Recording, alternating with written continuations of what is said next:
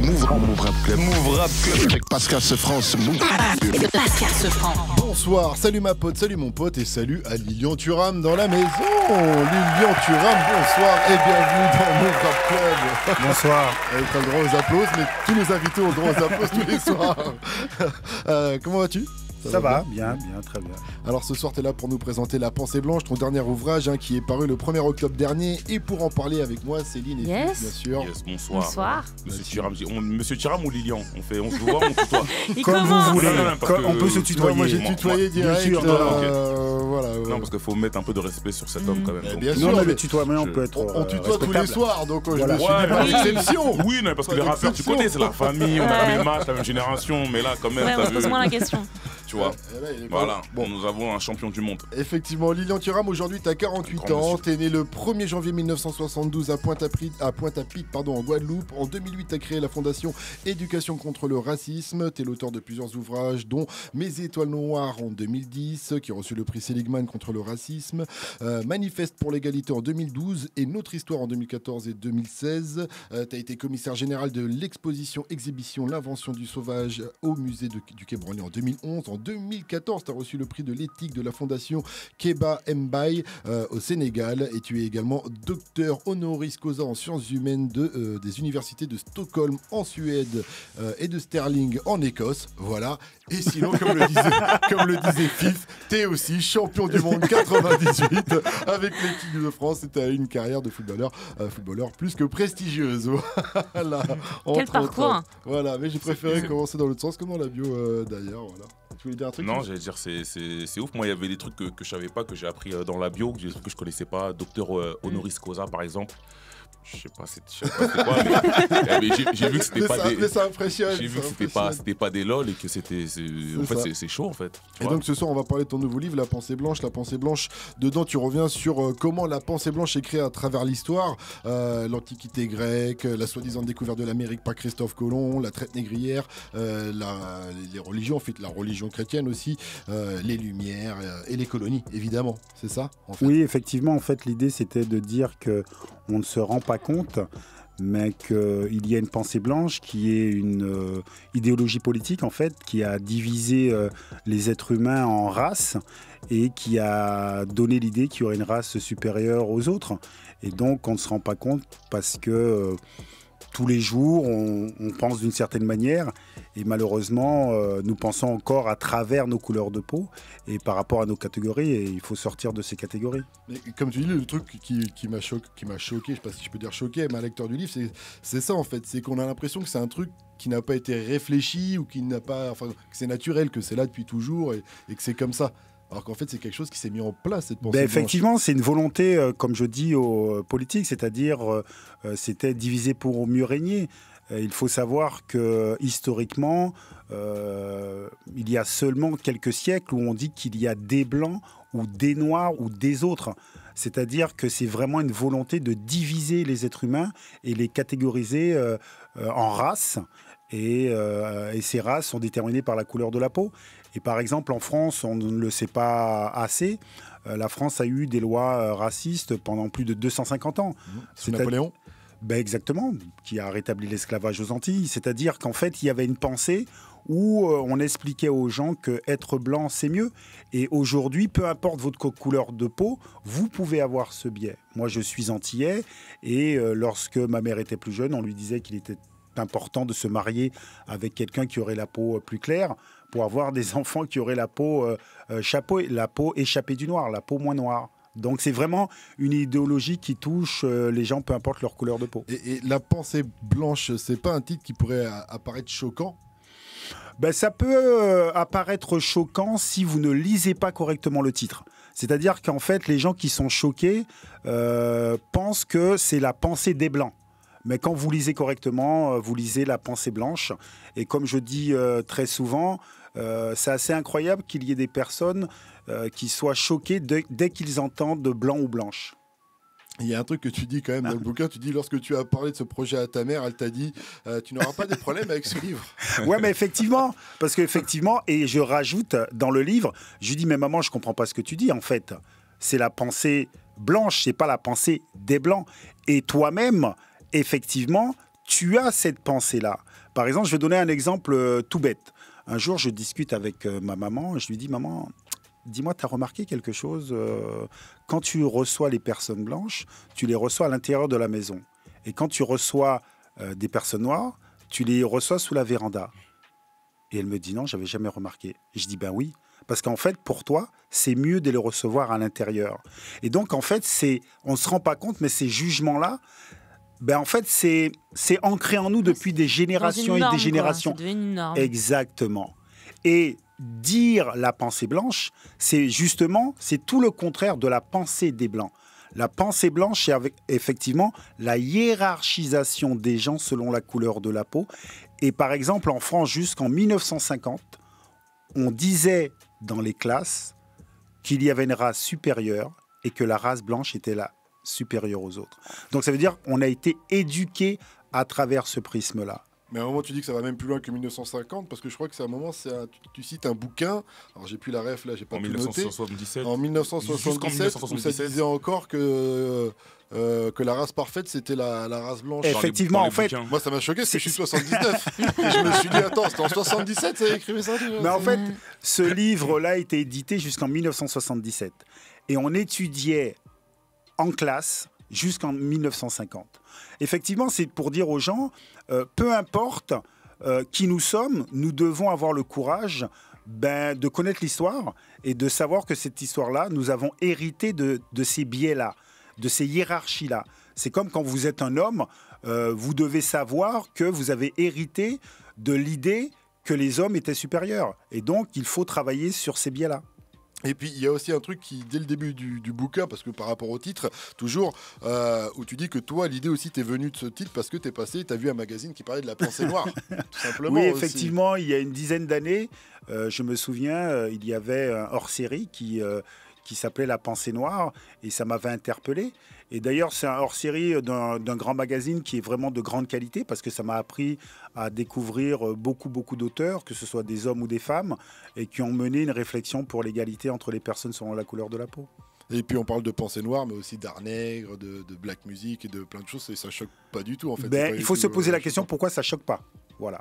Tout simplement. On va marquer une courte pause. On est avec Lilian Thuram avec nous jusqu'à 22h00. Si vous avez des questions à poser à notre invité, 01 45 24 20 20. En attendant, on va écouter le titre Liberté de Soul King que tu as choisi puisque c'est toi qui as fait notre petite sélection musicale tout de suite. Liberté, on comprend un peu pourquoi. Ça va avec le message du livre. Effectivement, je pense que la chose la plus importante, c'est la liberté.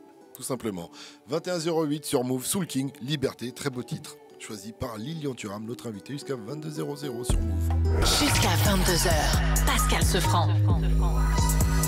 Et on parle de La Pensée Blanche, son dernier ouvrage qui est paru le 1er octobre. J'ai un peu de mal, je bégaye un peu parce que d'habitude je dis qui est sorti, tu vois, on parle d'album, de disque et tout. Et là, tu sors un peu des sentiers battus là. Voilà, exactement.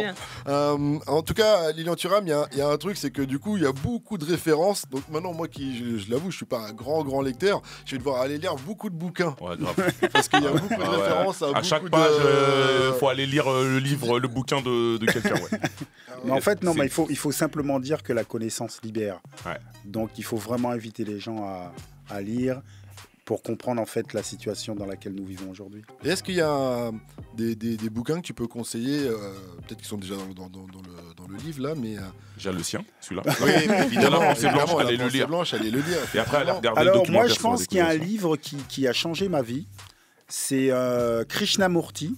C'est un auteur indien. Et le titre, c'est La Liberté. Parce que je pense qu'on ne se rend pas compte que chacun de nous sommes conditionnés à être ce que nous sommes. Et le plus difficile dans la vie, c'est être libre. Et être libre, parfois, c'est aller à l'encontre de certaines traditions. Et donc ça, c'est très, très important.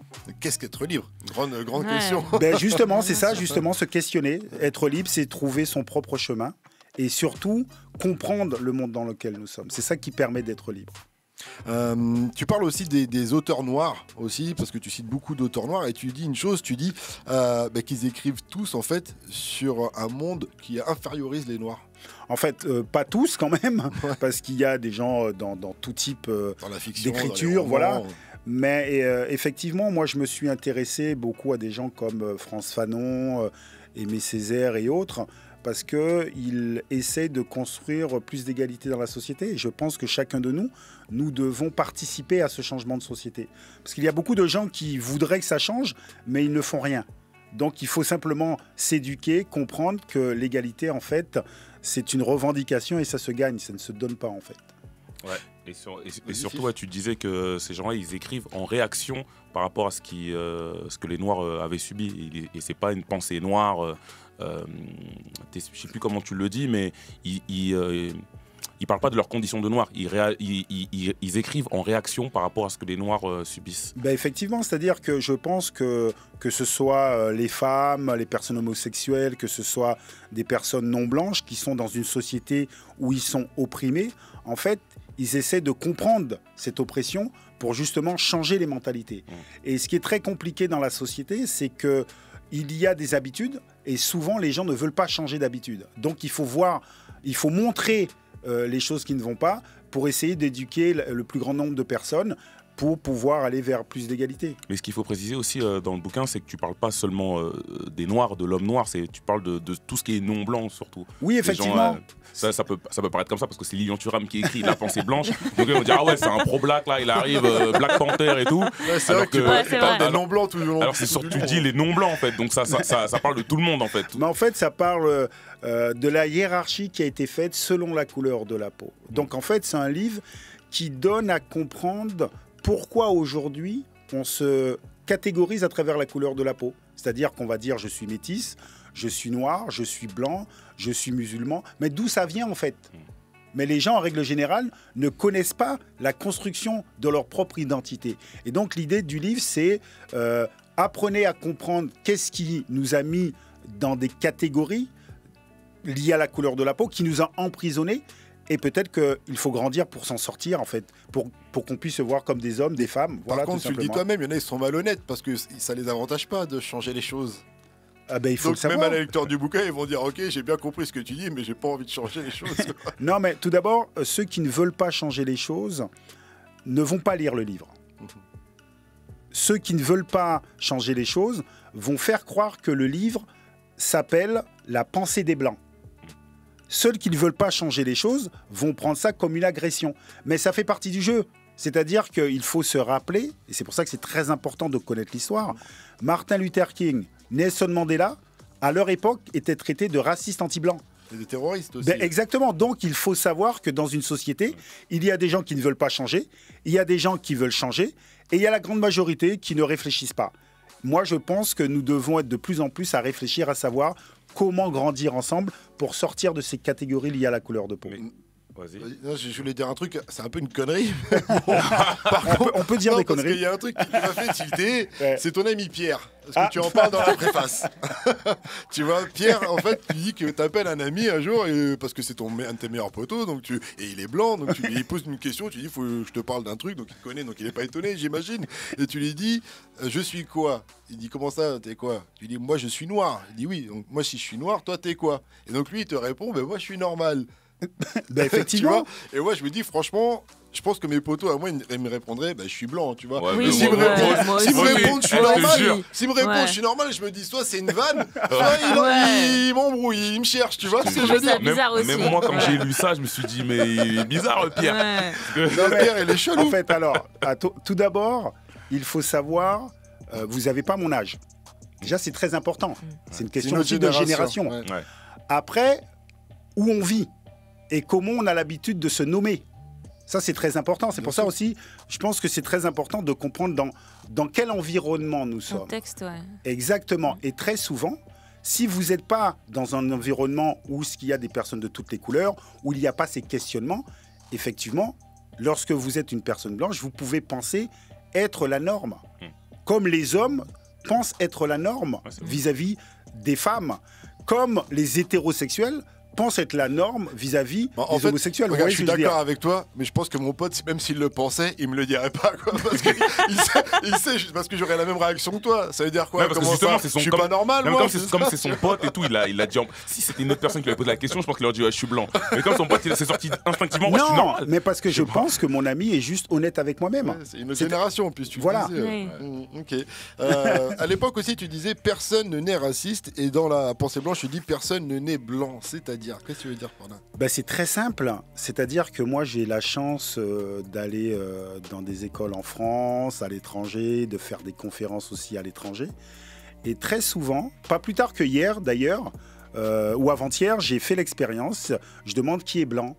Et la personne se lève. Je dis, vous avez quel âge? 70 ans. Je lui dis, mais vous êtes blanc depuis quand? Bah, depuis 70 ans.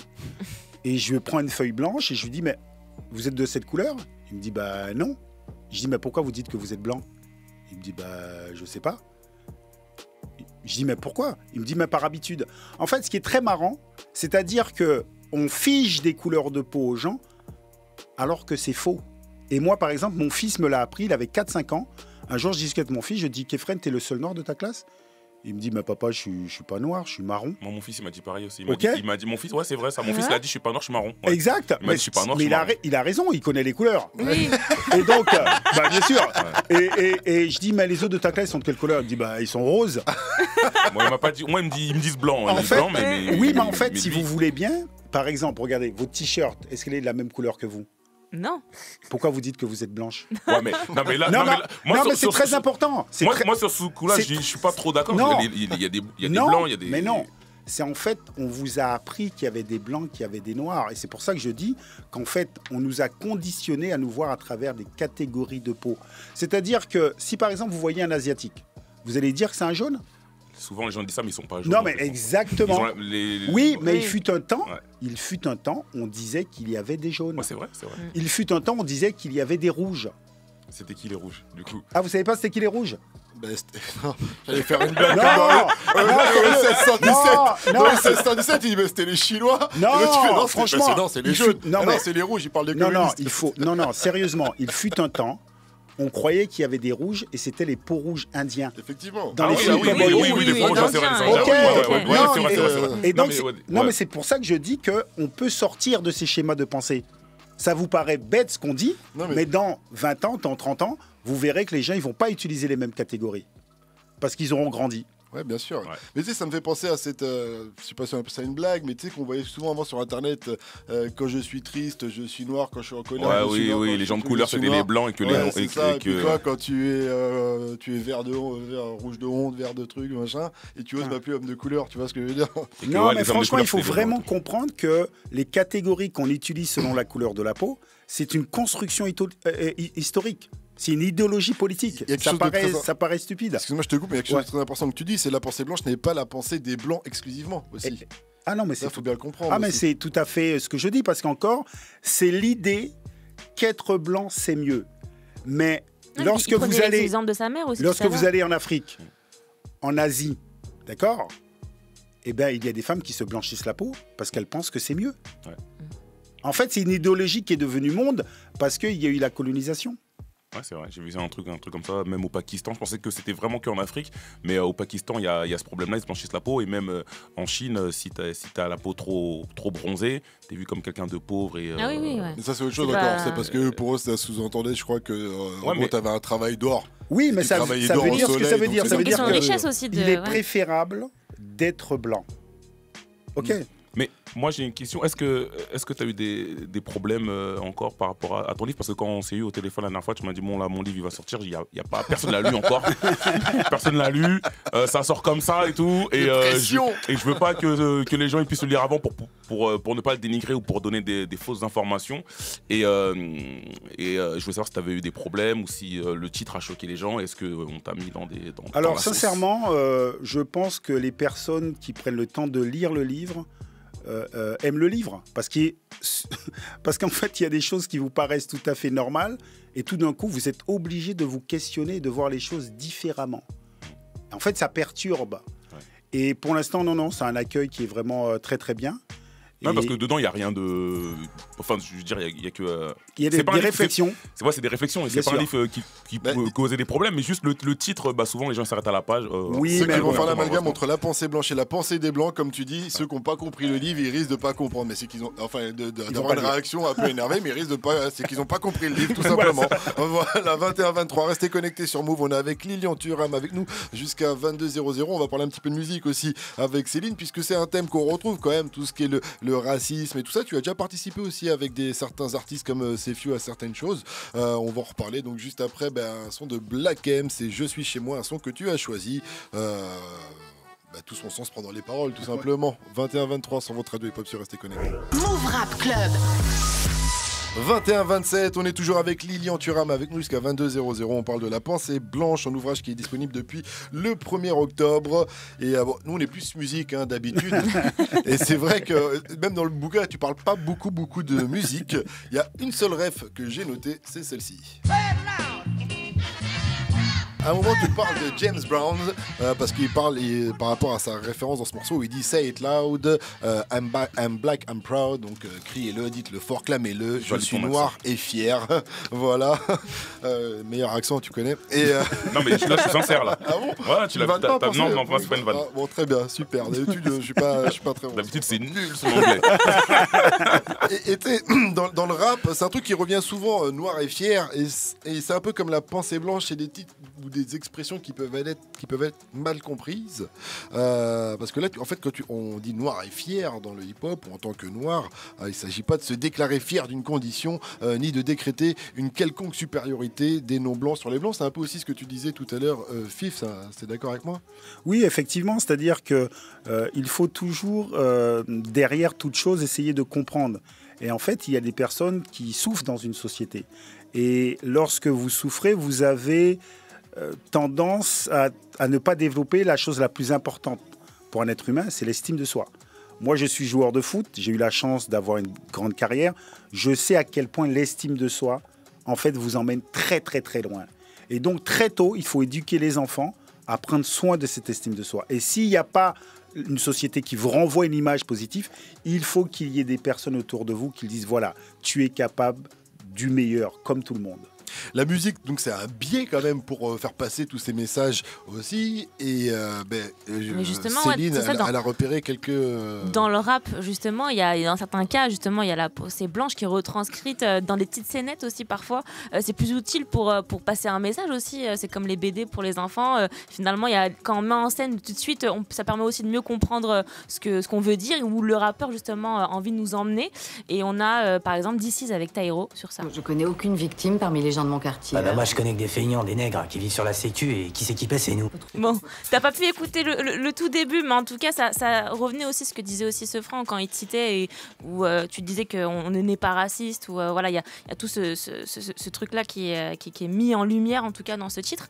Et on pouvait aussi te retrouver sur le titre de Sefiu, justement, on en parlait, et en introduction sur le titre En noir et blanc en 2006, sur le premier album de Sefiu sur Qui suis-je. L'histoire nous a conditionnés à nous voir avant tout comme des Noirs, des Blancs, des Arabes, des Asiatiques. Et là, on est en 2006, et c'est exactement ce que tu dis aujourd'hui dans le bouquin, encore en 2020, on est d'accord quand même.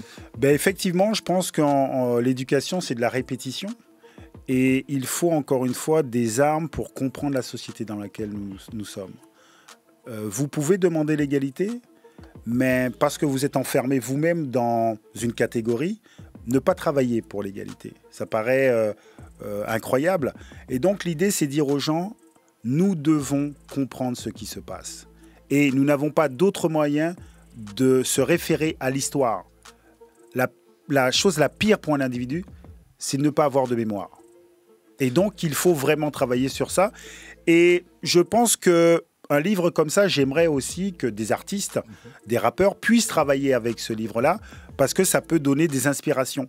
Et moi, quand j'étais joueur de foot, notamment en Italie, je jouais à l'étranger, à chaque fois que je venais en France, je passais dans les magasins chercher des disques de rap, parce que je savais que j'allais aussi avoir des informations sur certaines personnes, sur la société, parce que très souvent, le rap dénonce des choses qui se passent dans la société.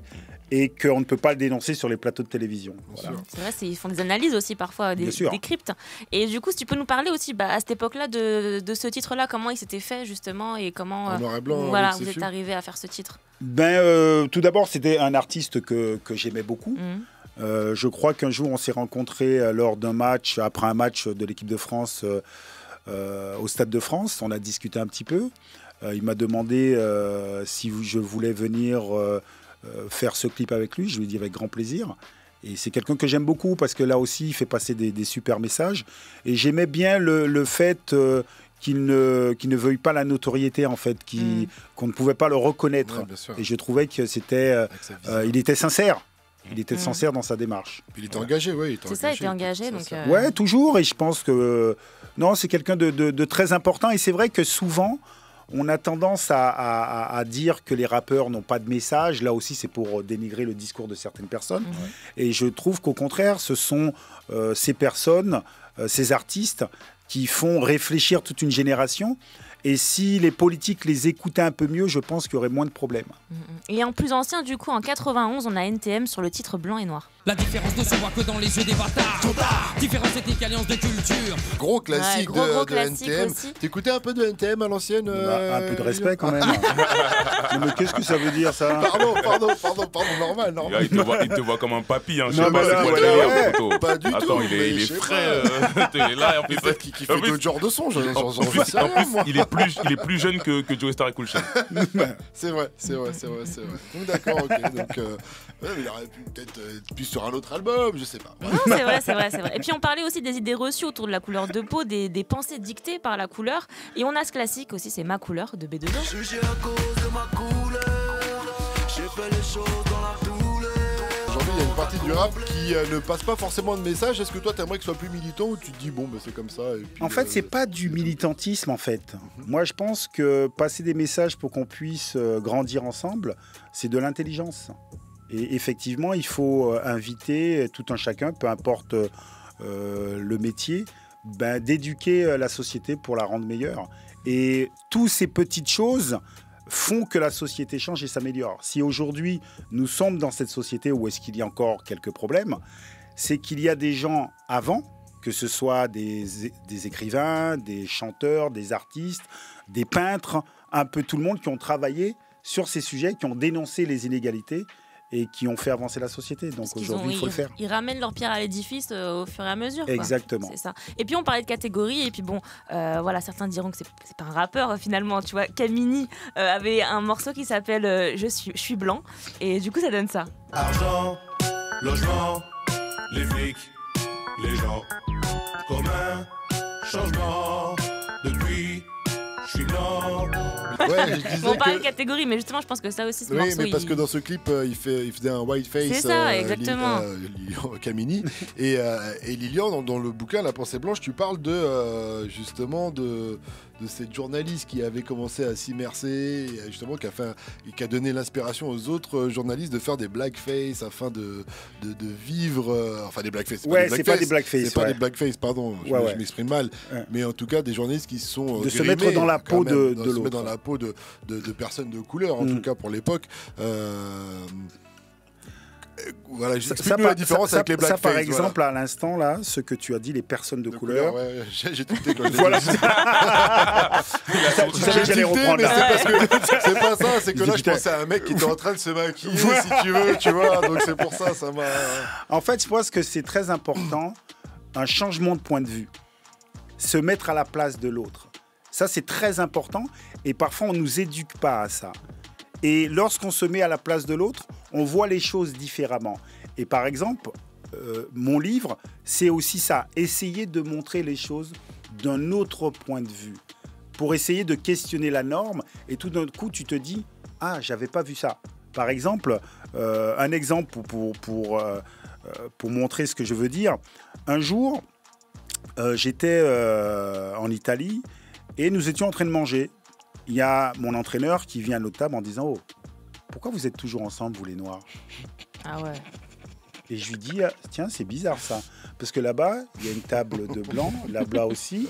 Est-ce que vous avez été les voir pour leur dire pourquoi vous êtes toujours ensemble, les Blancs ?» Et là, il s'est calmé, il est parti. En fait, c'est ce changement de point de vue. Parce que très souvent, on essaye toujours d'observer, de critiquer certains, mais on ne se regarde jamais. Et donc ça, c'est très important, effectivement, qu'il y ait des gens qui emmènent cela. On va rester dans le thème en musique puisqu'on va retrouver un morceau de Capoin tout de suite qui s'appelle Peur du Noir, extrait de son album Hendrix qui est disponible depuis le 18 septembre 21h37 sur Move. Restez connectés. On est avec Lilian Thuram pour son ouvrage La Pensée Blanche qui est disponible depuis le 1er octobre 21h38 sur Move. Restez connectés. Jusqu'à 22h. Et Lilian Thuram est avec Céline, Fif et moi jusqu'à 22h. On est en mode La Pensée Blanche. Lilian Thuram, quand même, je suis obligé de te poser la question, mais est-ce que pour toi, tous les défauts et les maux de notre société viennent de cette pensée blanche ? Ça dépend les mots. Une grande partie, j'ai l'impression. En fait, au départ, la pensée blanche est une pensée politique et économique. C'est-à-dire qu'effectivement, dans notre société aujourd'hui, malheureusement, l'économie a pris un pas énorme, c'est-à-dire que on peut exploiter certains pays, on peut exploiter d'autres dans le même pays. Il y a de plus en plus de pauvres, il y a moins en moins d'envie de partager les richesses du monde. Et donc, je ne dirais pas tout, d'accord, mais il faut savoir que malheureusement, nous sommes dans une société où est-ce qu'il y a de moins en moins de solidarité. Et voilà pourquoi il faut faire très attention à déconstruire les catégories liées à la couleur de la peau. Sinon, des politiques vont nous renvoyer à la confrontation. Et c'est ce qui s'est fait historiquement. C'est ce qui se fait d'ailleurs aux États-Unis. Et donc voilà pourquoi il est urgent de sortir de ces catégories pour ne pas tomber dans le piège de l'affrontement et pour pouvoir être solidaire et demander plus de solidarité dans la société. Parce qu'aujourd'hui, c'est ce qui manque, c'est de la solidarité. Parce qu'à un moment, tu parles d'individualisme et de la société de consommation. Et là, je me disais, est-ce que c'est la pensée blanche ? Quelque part, c'est la pensée blanche. Et en même temps, il y a une part de nous au quotidien. Chacun d'entre nous peut changer sa manière de consommer, non ? Oui, bien sûr, c'est pour ça qu'il faut... on a l'impression qu'on est emprisonné en fait, dans cette pensée blanche et qu'on ne peut pas en sortir en fait. Mais on peut en sortir si nous avons conscience de l'histoire. C'est pour cela que je dis encore une fois, si vous voulez être acteur de votre vie, il faut connaître la réalité de ce qui a été.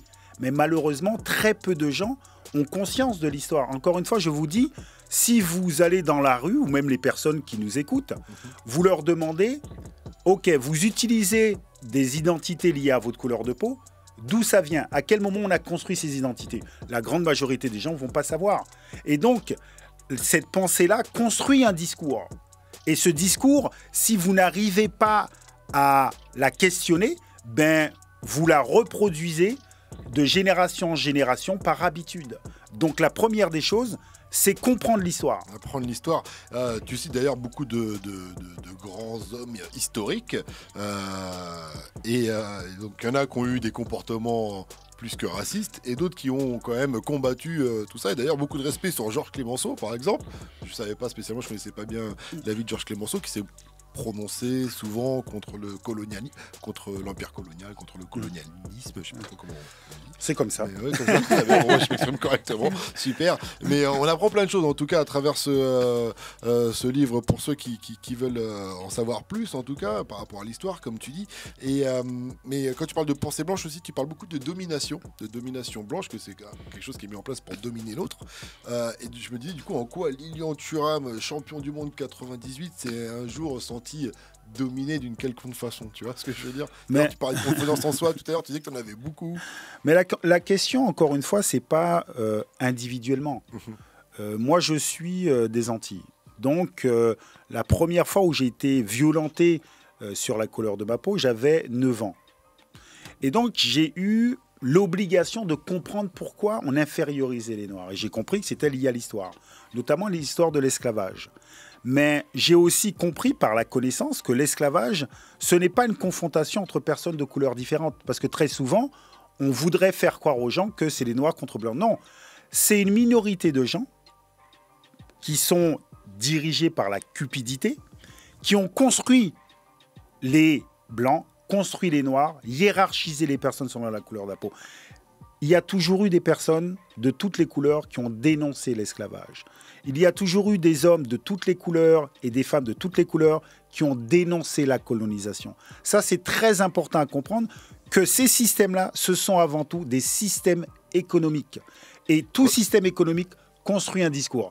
Comme le système économique aujourd'hui construit un discours. Et donc, voilà pourquoi il faut comprendre l'histoire et pour avoir plus de solidarité. Tu dis ça aussi quelque part aussi pour ceux qui te rétorquent pour dire, par exemple, Christophe Colomb, c'était normal qu'il agisse comme ça, c'était de son temps, ou ce genre de choses aussi. Mais effectivement. Pour dire qu'à chaque époque, il y a toujours eu des contre-discours. C'est ça en fait. Bien sûr, il y a toujours eu. Christophe Colomb, quand il arrive dans les Amériques, il y a déjà à l'époque des gens qui dénoncent le comportement violent et le comportement de prédation sur les populations qui étaient à l'époque. Ouais. Non, ouais, ce que je voulais dire, c'est que, comme je te disais tout à l'heure en antenne, ce qui est marrant, c'est que ton livre il est sorti au même moment que le documentaire sur France 2 sur la décolonisation. Et puis il y a quelques temps sur Arte, il y avait un documentaire en 4 parties sur les routes de l'esclavage. Et je voulais savoir, est-ce qu'avec ce livre-là, toi, t'aimerais qu'on apprenne ça à l'école, qu'on puisse changer les manuels scolaires et qu'on puisse éduquer nos enfants avec l'histoire du monde? Parce qu'en fait, tout part de là, en fait. Ben en fait, c'est une mauvaise interprétation de l'histoire du monde. Parce que très souvent, on a une vision historique des choses à travers nos couleurs de peau ou nos nationalités. Et comme le disait Frantz Fanon, je pense qu'il faut sortir de cette identité de couleur de peau pour qu'on puisse se rencontrer en tant qu'homme et avoir une vision de l'histoire. Par exemple, lorsqu'on parle de la décolonisation, c'est-à-dire le documentaire que vous avez vu, si vous êtes français, vous allez vous dire, tiens, c'est une défaite de la France. Mais si vous vous positionnez en tant qu'être humain, vous allez voir que c'est une victoire de la liberté. C'est une victoire de l'égalité. En fait, c'est ça qu'il faut qu'on puisse apprendre. C'est-à-dire que toutes les luttes pour l'égalité, on doit être de ce côté-là, parce que nous sommes des hommes, des femmes, nous sommes des êtres humains avant tout. D'ailleurs, je pense qu'il faut absolument voir ce documentaire sur France 2, c'est vraiment... Je n'ai pas encore vu, Fifi, mais arrête pas de me le dire. Non, arrête pas de me le dire. Non, écoutez, non, mais sérieusement... Il est très important. Alors, moi, je pense qu'il ne faut pas hésiter à dire à ceux qui nous écoutent, c'est important la connaissance. Ouais. C'est important parce que sinon on peut pas être une arme. Bien, exactement, mais on le dit depuis très longtemps. Mais de fou. Non, mais moi en fait ce qui m'a rendu ouf en fait quand j'ai vu ce documentaire, c'est que on l'a appris nulle part. En fait, tu t'aperçois qu'on nous a menti pendant très longtemps. On nous a c'est ce qui met en place, c'est la pensée blanche. À l'école, on nous a menti, on nous a raconté une autre histoire en fait. Quand tu regardes ce docu, tu te dis mais pourquoi on nous l'a pas dit tout ça, je comprends pas qu'est-ce qui s'est passé. Mais c'est évident parce qu'ils vont pas raconter l'histoire non mais en fait on nous raconte des mensonges, c'est même pas normal, c'est pas normal de nous inventer une autre histoire. Non, mais comment c'est expliqué plus ou moins dans le bouquin, c'est les conquérants racontent l'histoire, c'est comme oui, les vainqueurs racontent l'histoire, oui, bien mais sûr. Attention, quand on dit les vainqueurs, il faut faire très attention. C'est-à-dire encore une fois, les puissants. Exactement. C'est pas les vainqueurs, c'est les puissants. C'est-à-dire qu'en fait, lorsque on parle d'histoire, l'histoire n'est pas racontée par les ouvriers ou les paysans. Et donc, en fait, il faut s'éduquer pour comprendre, pour faire changer un système.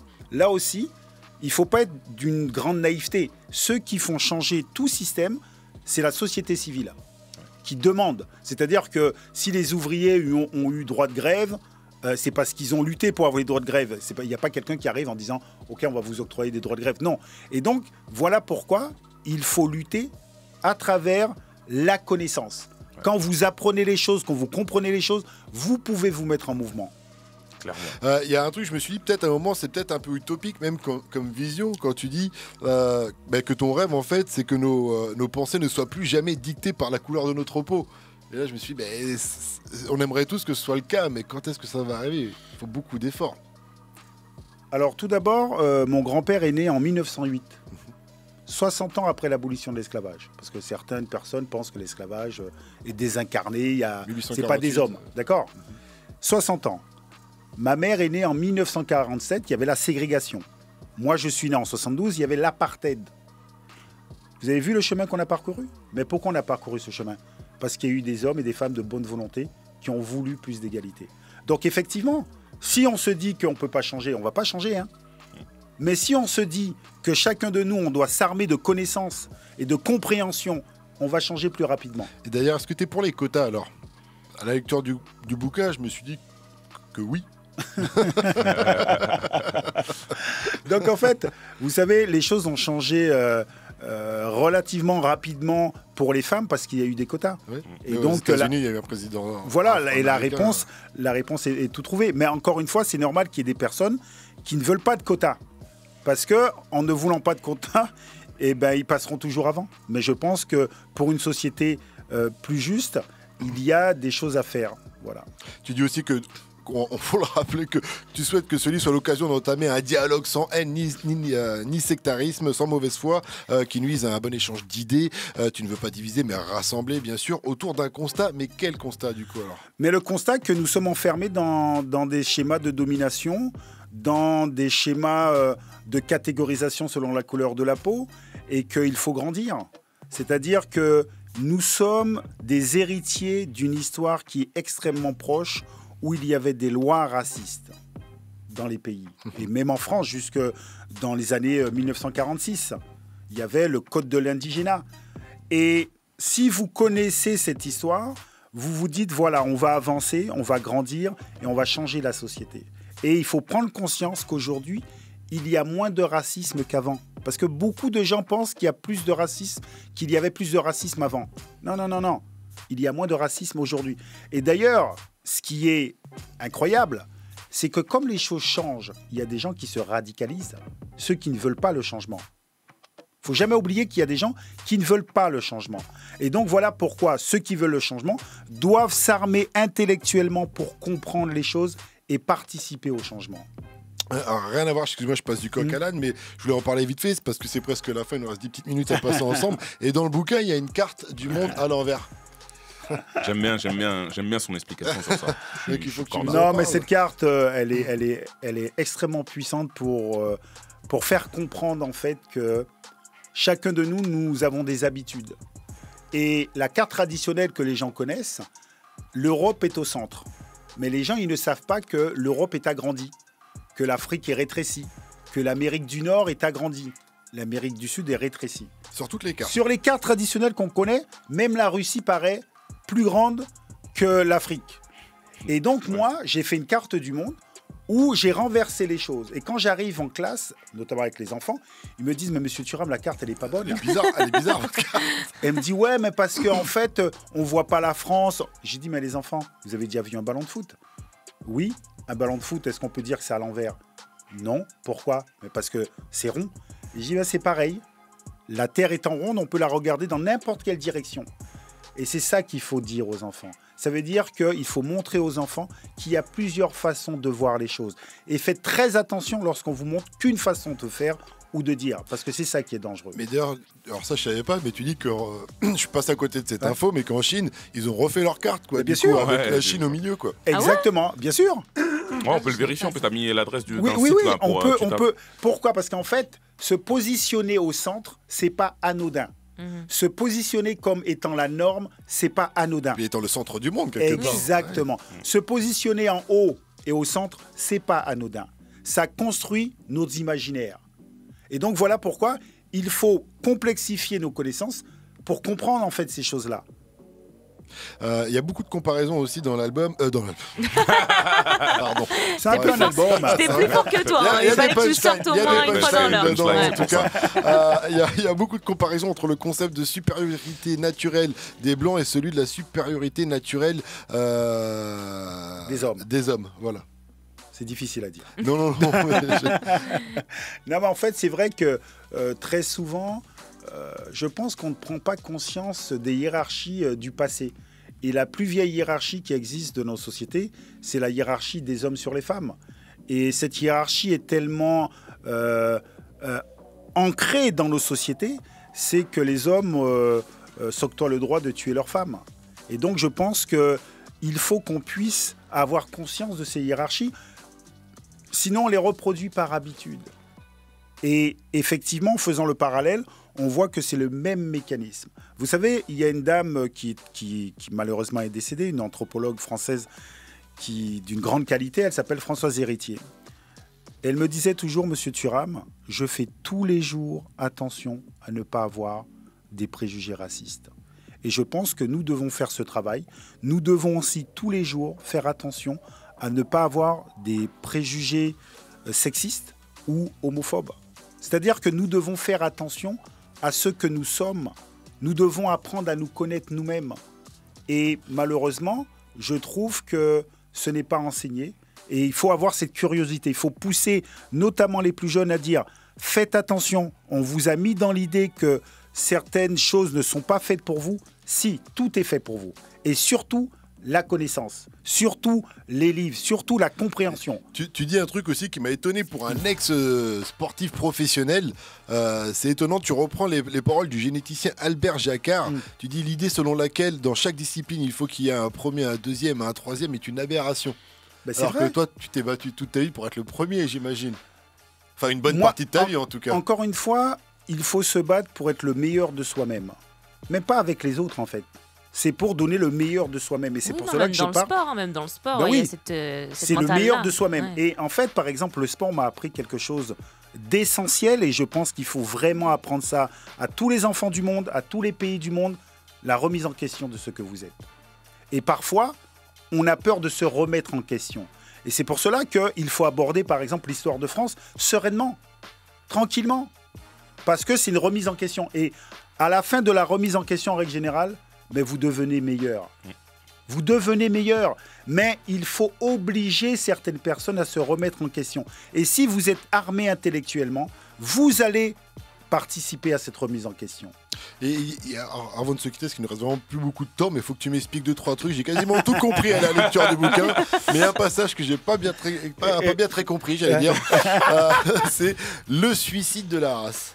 En fait, c'est très simple. C'est-à-dire que j'ai dit depuis tout à l'heure que peu importe les moments historiques, l'esclavage, la colonisation, Christophe Colomb, il y a toujours eu des gens de toutes les couleurs qui se sont levés pour l'égalité. Ça veut dire qu'ils ne sont pas tombés dans le piège de la racialisation de l'époque. C'est ça le suicide. Le suicide, c'est ne pas se voir à travers sa couleur de peau, mais se voir en tant qu'homme ou femme. Parce que si vous restez prisonnier de catégories de couleur de peau, ben vous êtes emprisonné en fait. Et le suicide de la race, c'est tuer ça pour être un homme ou une femme voulant l'égalité. Et ça, c'est de manière collective ou individuelle alors ? Non, mais tout d'abord individuelle. C'est-à-dire que moi, j'ai Harriet Tubman qui a sauvé énormément d'esclaves en les faisant passer des États-Unis au Canada. En fait, elle a pu le faire parce qu'en fait, il y a eu des gens qui l'ont aidé à se libérer. Et c'était des personnes blanches. Et c'est pour ça qu'il faut faire très attention à ne pas tomber dans la confrontation que parfois certains voudraient nous emmener sur les couleurs de peau. C'est un piège en fait. C'est-à-dire que dernièrement, j'ai une amie qui est prof, elle va faire un travail sur l'esclavage dans un lycée. Et il y a un jeune garçon qui lui dit « Mais madame, vous ne pouvez pas parler de ces sujets parce que c'est notre histoire. » Parce que ma copine est vue comme blanche. Elle dit « Non, c'est notre histoire. » Mais non. Qu'est-ce que c'est que cette histoire ? C'est un piège de penser que l'histoire de l'esclavage appartient aux Noirs. C'est un piège. L'histoire appartient à tout le monde. Et nous devons nous armer intellectuellement pour obliger les institutions à changer. Ça me fait penser à un truc qu'il y a dans le bouquin aussi, c'est, comment dire, c'est... ça m'échappe.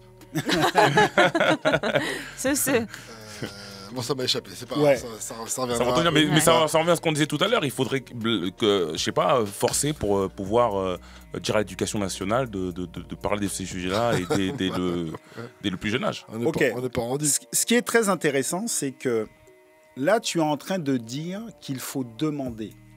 Non, mais moi, je pense que déjà, il faut apprendre... Non, je pense qu'il faut dire aux gens, commencez par apprendre vous. Et quand vous avez appris vous, à un moment donné, les choses vont se faire. Parce qu'il y aura tellement de gens qui vont dire « Mais attendez, mais qu'est-ce que vous apprenez à mes enfants ? Ça ne marche pas, ça. » Et les choses vont changer. Mais moi, je pense qu'il ne faut pas attendre des institutions, parce que historiquement, les institutions changent parce que la société civile l'oblige à changer. Donc, ce qu'il faut demander à chacun, c'est s'éduquer pour comprendre. Déjà, pour comprendre sa propre vie et pour être armé à faire le meilleur de ce qu'on peut faire. Je suis Corda. C'est validé. En tout cas, oui, voilà. Tu as raison. Inscrivez-vous, n'hésitez pas à aller lire La pensée blanche de Lilian Thuram. Ça va déjà être le moment de se quitter. J'avais encore des questions sur l'Ubuntu. C'est bien ça, l'Ubuntu. Ou l'en commun, qui est un peu l'objectif final, j'ai envie de dire. Non, c'est ça. Oui, non, mais c'est très important parce qu'en fait, nous sommes dans des civilisations où on croit que l'homme est un loup pour l'homme. D'accord, que l'autre est un danger pour l'autre. Mais ça, c'est pas vrai parce que sinon, on pourrait pas vivre.